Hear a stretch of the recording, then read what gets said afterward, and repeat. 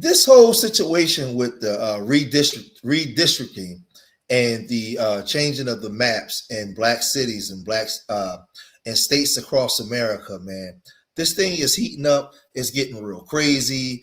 You got a situation in Tennessee, Louisiana, Alabama, Florida, South Carolina, and Mississippi, and Texas, where they're redistricting maps and they're breaking up. Man, it's they're breaking up these black districts. And the question that's asked is, who falls on the sword for this? Who gets the blame for this, right? There's many questions that are being asked. A lot of people don't want to take responsibility for what's happening, right? There's a lot of people that don't want to take the responsibility for what's happening.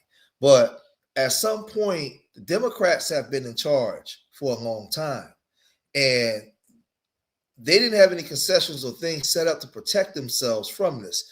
Now, they were fighting to get certain laws passed where this thing wouldn't happen, but they failed to get certain things passed, through the Senate. So before we get off to show some of the videos and give explanation, let's read a little bit, right? Let's read a little bit into this, right? So I asked AI a question, and I asked this. I said whether Democrats should be held accountable for the weakening of the Voting Rights Act, VRA, of 1965, and is the subject of political debate, with arguments focusing on legislative strategies, political willpower, and the role of the judiciary.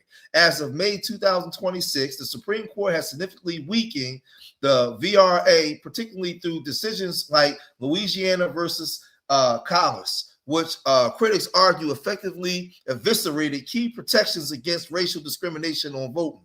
Failed arguments for accountability, failed legislative actions. Critics, including voting rights activists, argued that despite controlling Congress at times, Democrats failed to pass comprehensive legislation such as the John Lewis Voting Rights Advancement Act to restore the VRA after the 2013 Shelby County versus Holder decision. Senate strategy. Some argue that Democratic leadership did not adequately leverage their majority to overcome the 60-vote filibuster threshold to pass voting right reforms. Now, what they're saying is, there was a period of time when they were in power, and when they were in power, they didn't pass this stuff. They didn't get it passed. They were BSing around. Arguments against sole accountability, judicial action. Supporters of the Democratic Party argued that the weakening of the VRA is primarily the result of a 6-3 conservative majority on the Supreme Court, which has consequently ruled to limit federal oversight. But that wasn't always the case. That's just the case. Federal oversight of state voting laws, making it difficult for any administration to uphold the original 1965 standards. Republican oppositions. Now, this is the thing. In this country, based off of what we've been through, there should have been provisions set in place where this couldn't be overturned. So as somewhere along the way, somebody dropped the ball and somebody failed. Right? And this conversation has to be had.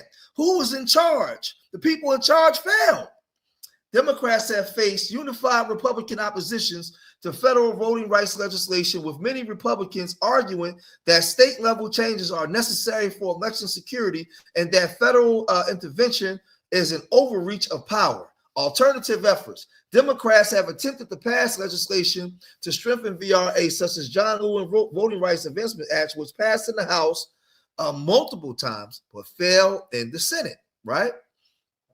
Failed in the Senate, right? So then we go over here. The perception that the Democratic Party has prioritized immigration rights over the needs of Black Americans is a subject of ongoing political debate, with arguments focusing on economic competition, political representation, and shifting political parties. While Democrats maintain that they can advocate for both, some critics and community members argue that the party focus on immigration has come at the expense of its most loyal constituency. Economic impact, right? Some critics including some Black community leaders and labor experts, argued that mass immigration, both legal and illegal, suppresses wages and increases unemployment for low-skilled Black workers. They contend that policies focus on or lean towards undocumented immigrants can displace Black workers who are often in the same employment sectors. Political focus. Some observers argue that the Democratic Party has shifted its focus to attracting new voters through pro-immigration policies, sometimes ignoring the economic and social needs of the Black community, which has traditionally been a reliable voting base. Shifting priorities. While the civil rights movement and Black activists were central to reforming immigration laws in 1965 to end discriminatory quotas, some argue the current, more progressive stance on immigration by the party does not directly benefit and may harm Black communities.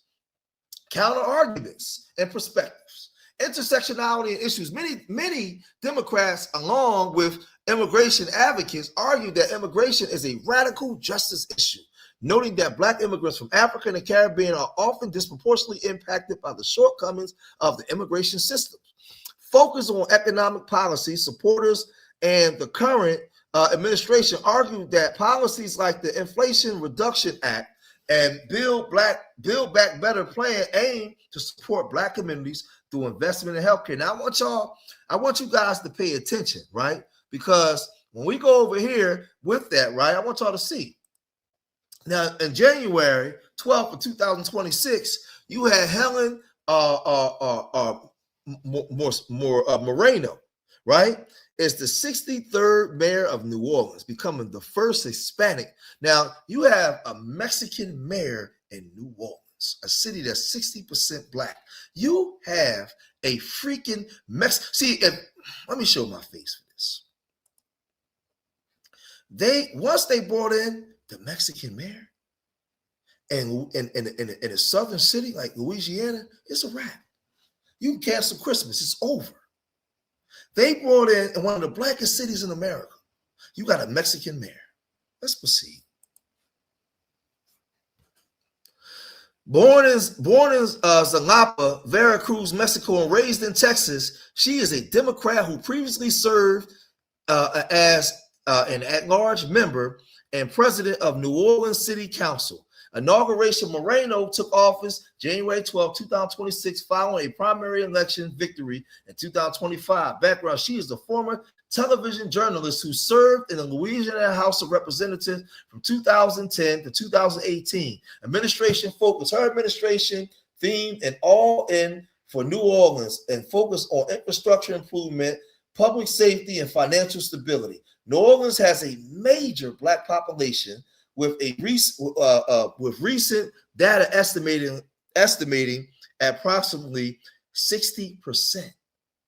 But it gets worse, y'all. It gets worse, right? Her election marked a shift in leadership, with her supporters highlighting her as a solution-oriented leader, while some locals debate followed regarding the demographic representation of leadership in a predominantly Black city. Moreno succeeded former Mayor Latoya Cantrell, right? So I want y'all to peep game, right? I want y'all to peep blitz. So we got a Mexican mayor in a predominantly Black city, but they're redistricting and breaking up the three main districts over there in Tennessee, and all hell is breaking loose. You see Justin Pearson going crazy, but one thing that they're not telling y'all, right?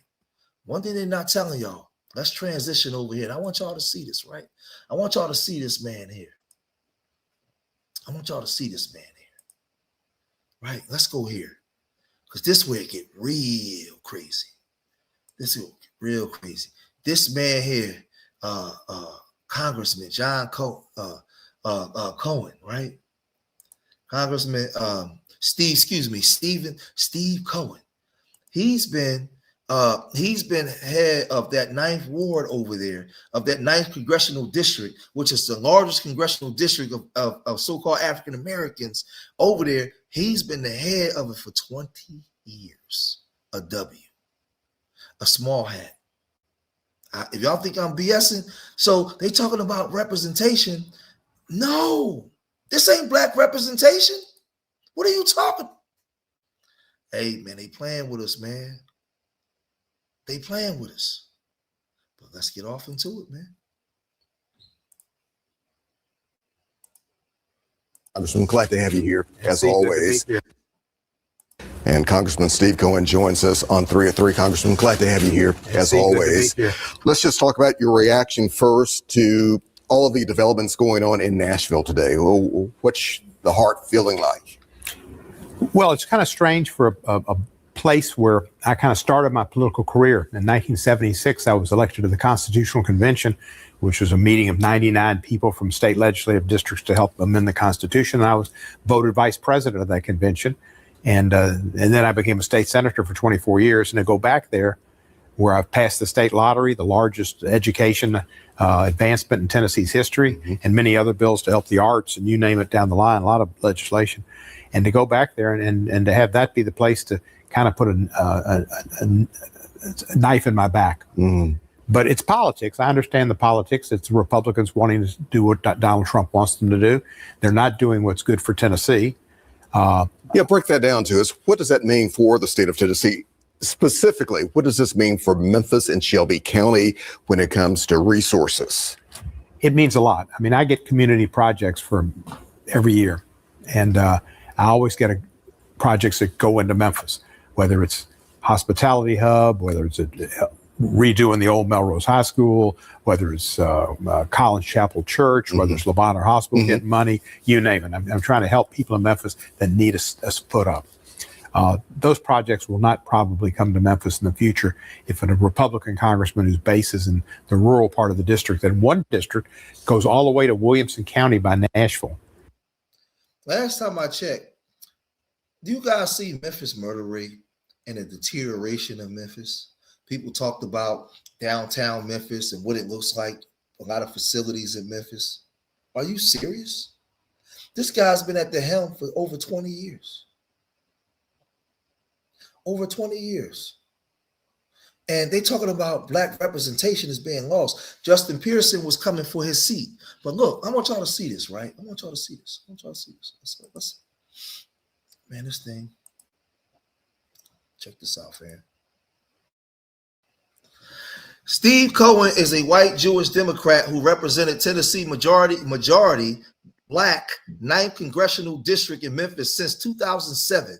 Despite being a white representative in a district often represented by African Americans, Cohen has consistently won re-election against black primary opponents and have been a proponent of civil rights. So wait a minute. You gonna come here and tell me black power is under attack? Y'all just elected a Mexican mayor and a predominantly black city in New Orleans. Now you got this guy. He's been over there calling the shots for the last 20 years. What black representation? So now when we call this out, you call us MAGA. When we call this out, you say I'm an undercover Republican. No wonder the ancestors are speaking. House is being cleaned. Things is happening for a reason. Because there's been a lot of lies and betrayal and failures. And things are being called to the carpet. Let's get back over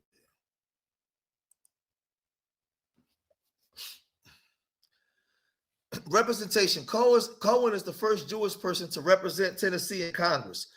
District demographics. He represents the 9th district, which is the largest African-American district in Tennessee and often described as a majority black district. So you sitting here telling me that for the last 20 years, this man has been representing the largest. In the last 20 years, you couldn't get nobody to unseat this man, nobody black. Roland Martin, how come y'all don't cover this? Huh? So y'all spend so much time trying to come after us. A lot of you leave stupid comments in my comment section. How come y'all just gloss over this on what I'm showing you? This thing is crazy, bro. Political career. His first elected in 2006, succeeded Harold Ford Jr. He has faced consistent challenges from opponents arguing the seat should be held by a black representative. Well, guess what? Y'all did a poor job in getting him out of there.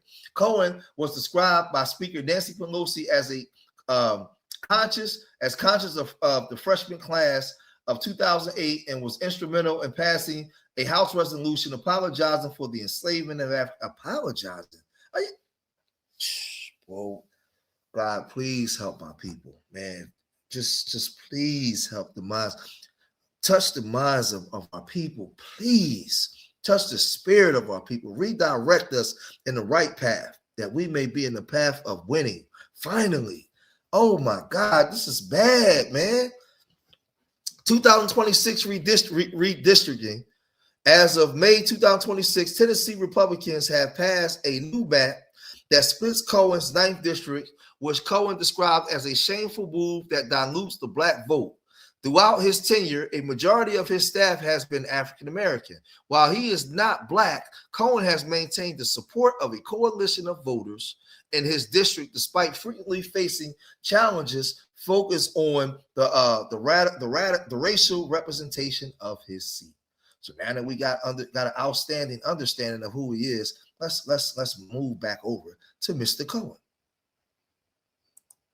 One of the districts comes from Williamson County along the Kentucky border, down the Mississippi River, takes in downtown and midtown and parts of South Memphis. And break that down for those who might not fully understand it when it comes to maybe urban interests, Memphis, Shelby County, as opposed to other interests in maybe West Tennessee. How do they balance out, and do they? Well, the way they balance out is that you generally support the group that brought you. And in these districts, the Republicans will have nominees who might have a tough time, but probably not, who are selected by rural and suburban people closer to Nashville. And that's who they will have as their base and who they'll lend their ears to.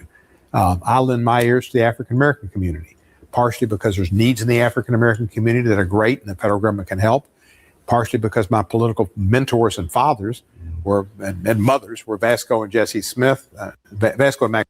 I have to ask, and this is just respectfully, just asking, show me the African-American leadership or in charge of the Jewish community. Where would that exist? What are we talking about here? Man, let's just play some more, man. Maxine Smith, Jesse Turner, Minerva Jonikin, 942-2196, always in my mind. Russell Sugarman, all those people. So that's my base, and that's who I go to when I have community projects or just thoughts about camp issues. So what likely happens to that base, and how soon, you think? It's divided into three different parts. Two of the districts are 29% African American and one is 31%. Don't tell me that happened by coincidence, that they broke them up almost identical. So if you have these communities that are that high percentage of African Americans, and you had him at the helm of it, controlling the largest one, what does that say about the leadership of the Democratic Party? Why would any other group take you serious? Do you think any Asians would let a non-Asian control their group, or the Hispanics? So that you have a Hispanic mayor. Why would she go in there and not do things for her people?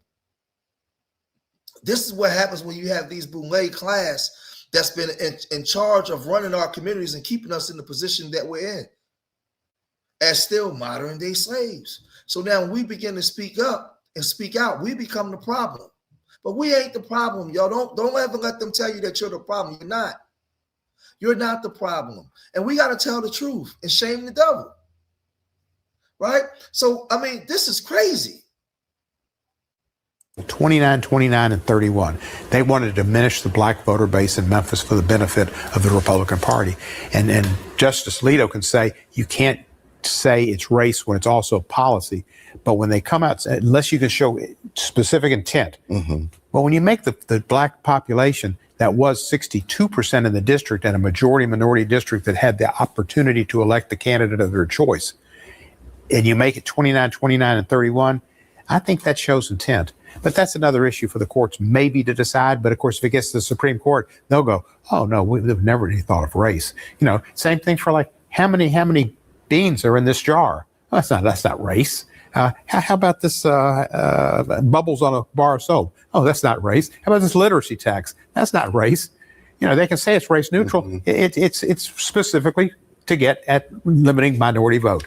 Let's talk about something else that has just been released just a short time ago. State Senator Brent Taylor announcing his campaign for Tennessee's 9th congressional district. Here's a quote from him. He says, "In the state Senate, I've been in the front lines fighting for the people of Memphis." He says, "For far too long, Memphians have been forced to watch as soft on crime Soros-backed district attorney allowed our community to be terrorized by criminals. Meanwhile, woke Justin Pearson and weak Steve Cohen have incited." Wait a minute. "The radical liberals who have attempted to."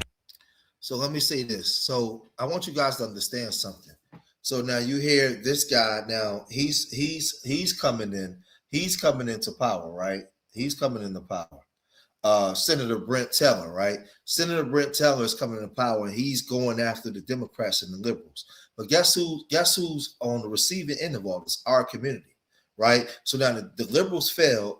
The Republicans want to come in and be tough on crime. They want to come in. They want to undo all legislative things that our grandparents got put on the books to protect us. They want to come. They're undoing all of that kind of stuff. The question that I'm asking is, who falls on the sword for this? Who gets held responsible for this? Roman Martin don't want to talk about that. Who gets held responsible? Who was in charge that was holding the door? Who got him in? These people, we already know what we've been through as a people here in this country. We know that these people are staunch racists. We already know this.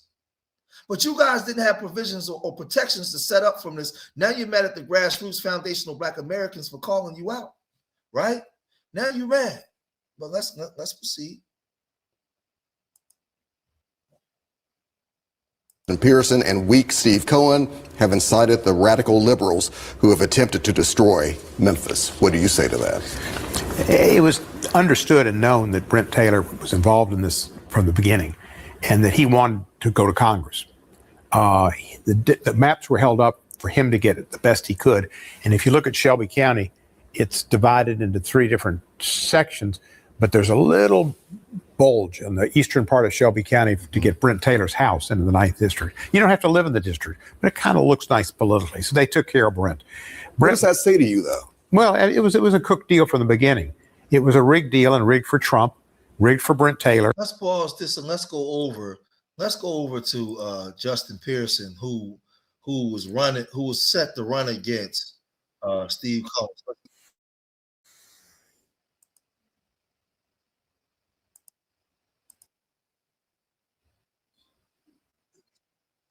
Racist tools of white supremacy at the behest of the most powerful white supremacist in the United States of America, Donald J. Trump.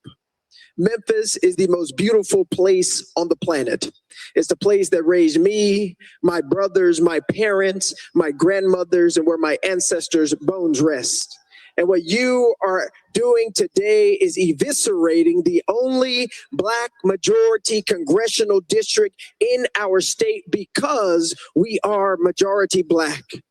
We are here because this Republican Party has to seek to steal elections and seats because the president and the party have refused to address the pain, the suffering, and the struggling of everyday Tennesseans. This is about attacking, targeting, and cracking District 9 into pieces for more political and racial dominance and white supremacy in the state of Tennessee. And we need to realize that the Calais decision that you all are basing your decisions off of, that gutted the Voting Rights Act, that Voting Rights Act was paid in blood. It was not just a parchment of paper signed into law. It was paid in blood on the Edmund Pettus Bridge, paid in blood by Medgar Evers, paid in blood by Fannie Lou Hamer. It's been paid in blood. Now all of a sudden they want to invoke Fannie Lou Hamer, and they want to talk about the Edmund Pettus Bridge. But they wasn't doing none of this in regards for reparations. They wasn't doing none of this in regards to things set aside for Black Americans in those communities. You had that W running the districts for 20 years. For 20 years. It's been a colossal failure. Now all of a sudden you want to come back to being Black again? What are we doing here?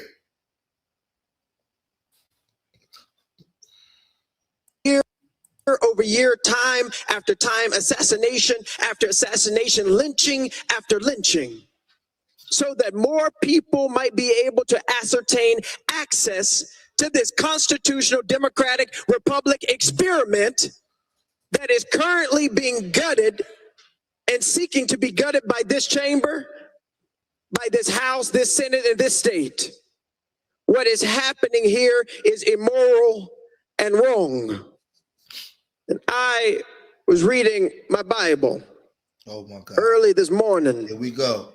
Asking God why this is happening.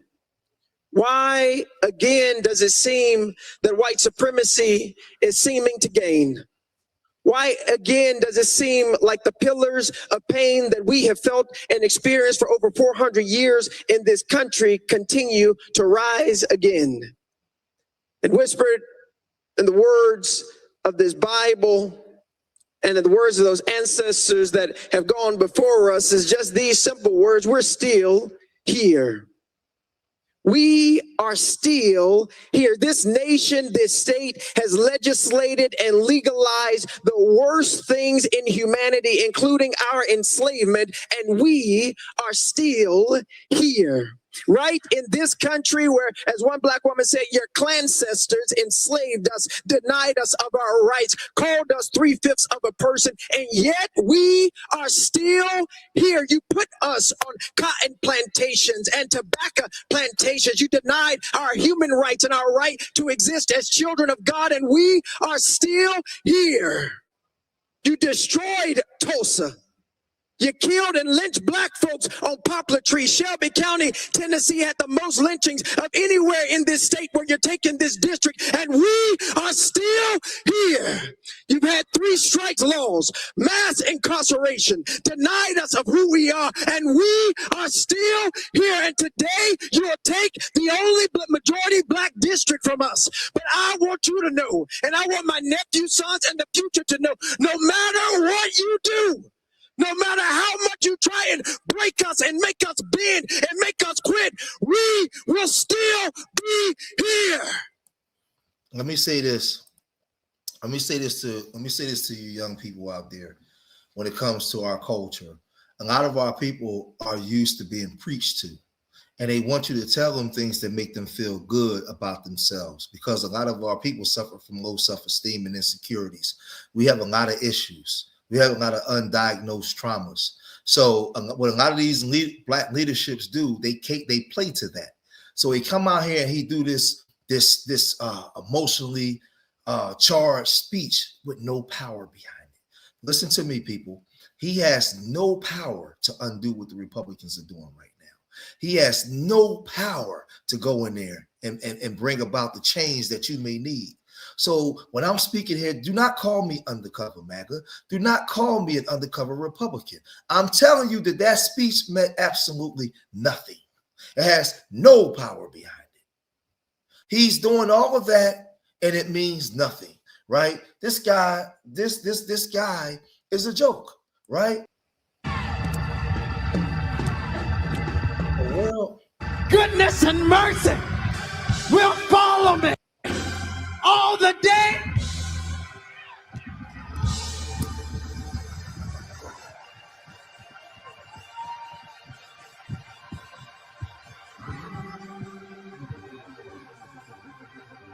All the days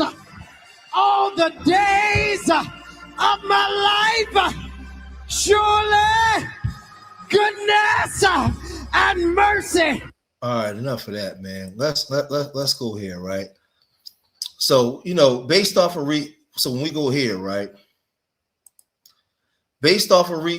redistricting actions leading up to the 2026 midterm, several states are expecting a significant reduction or elimination of major black congressional districts. That this trend, accelerated by Supreme Court decisions narrowing the Voting Rights Act (VRA), has been described by civil rights groups as a systematic dismantling of black political representation, particularly in states where legislatures are aggressively redrawing maps, right? So states with declining or vulnerable black representation. Tennessee, the state, is considered to have erased its only majority black congressional district, while splitting Memphis, a majority black city, across 3 white districts. Louisiana, following the 2026 court ruling, Louisiana versus Salas, the state is required to redraw maps, creating vulnerabilities for state black districts. The state suspended its primary elections to alter a map that previously included 2 majority black districts. Alabama, despite the previous court-ordered protection black voters' representation, the state has been engaged in special sessions with the goal of minimizing the impact of black voters after the Supreme Court weakened VRA. Florida, the state is under scrutiny for maps that eliminate or break up districts that previously enabled black communities to elect representatives of their choice. South Carolina and Mississippi.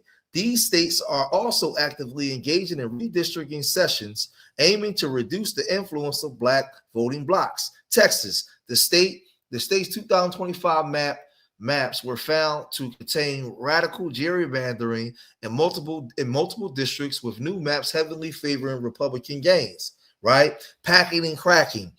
The preliminary methods used are packing, concentrating black voters into a single district to reduce their influence in neighboring districts, or cracking, splitting black populations across multiple districts. Loss of second majority black seats. Several states, including Louisiana and Alabama, have faced legal battles over the creation of second majority minority districts, which are now being rolled back.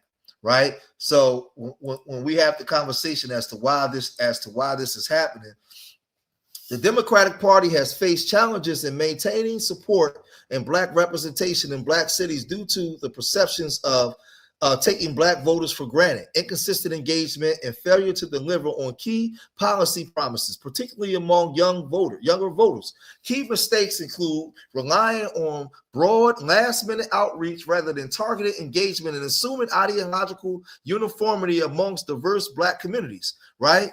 Unmet policy promises. Many voters in urban centers feel that key legislation such as the John Lewis Voting Rights Act and the George Floyd Justice and Policing Act failed to materialize despite promises. Economic frustration, a sense of neglect and lack of economic improvement has caused some to feel abandoned, leading to disengagement or support for alternative candidates.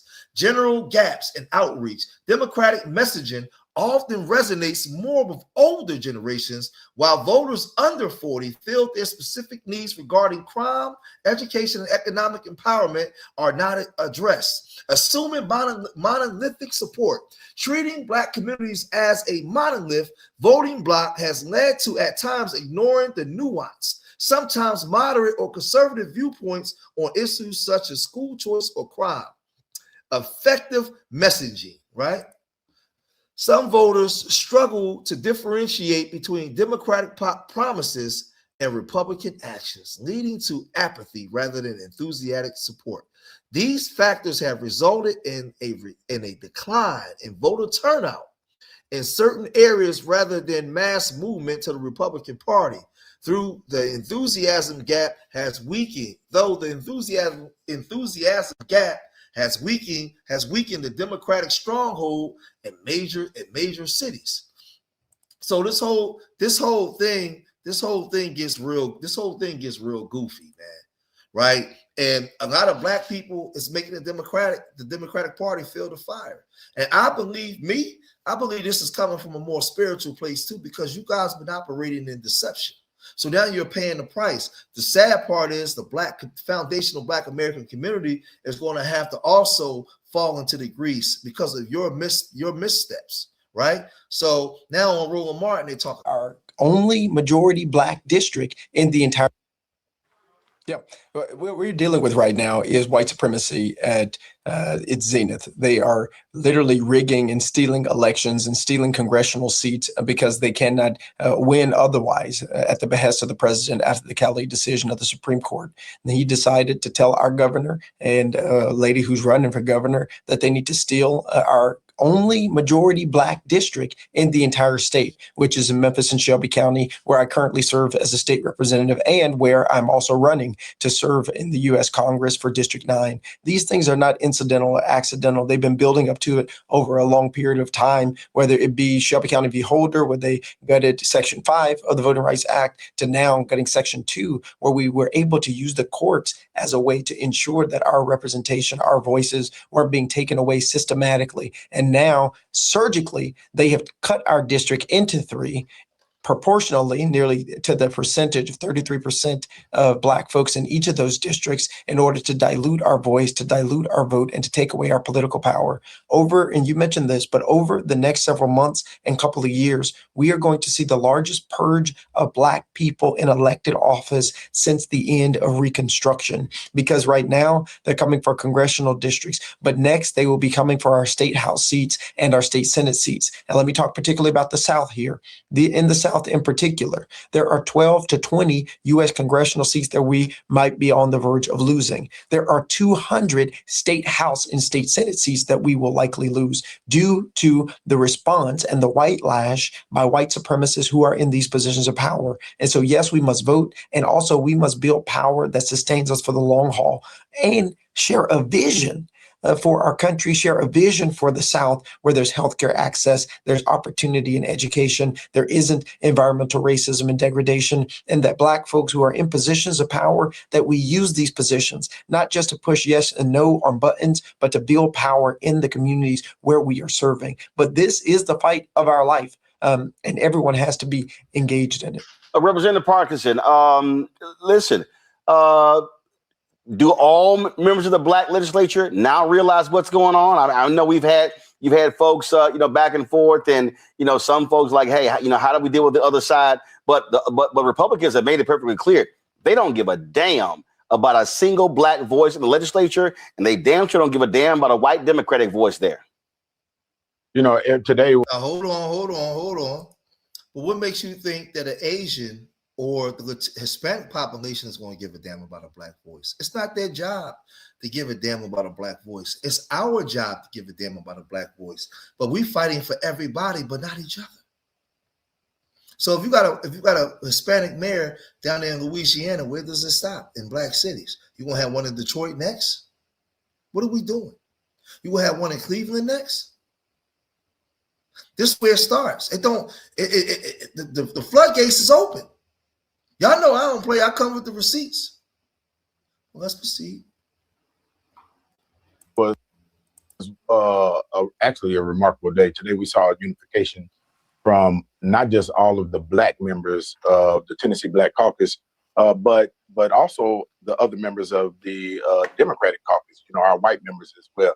On both sides, both in the House, both in the Senate, everyone, did their thing and did it to the max and really, really showed out and showed a force of unity that I hadn't seen in a long time. Don't make any sense. All right. So what's next? I mean, listen, I think frankly, you can't take it lying down. I think it has to be maximum pressure and shut the state capitol down. I mean, to a grinding halt. It cannot be, from this point forth, it cannot be business as usual in the state capital of Tennessee. So I'm gonna cut it short there because I got a live stream coming with this to come back even more, to come heavy. But this is the thing. The question that I'm asking is, who's at fault for this? Who falls on the sword for this? Right? Who falls on the sword for this? Who has to answer for this debacle happening in all these states? Right, where you have these black districts that are being redistricted, that they're remapping, right, and breaking up these districts. What happens now? That's the question I'm asking. What happens now? Who gets the blame for this? Who has to come out and say, hey, you know what? The Democratic strategy failed, and for that, the community is going to pay for it. So now you have the influx of Hispanic immigrants who now outnumber us. They're going into black cities and they're being in control and in power in black cities. You had Steve Cohen running the largest black district down there in Tennessee for the last 20 years, right? But you're talking about we losing black representation. Who answers these questions? I'm asking for a friend. I'm confused, right?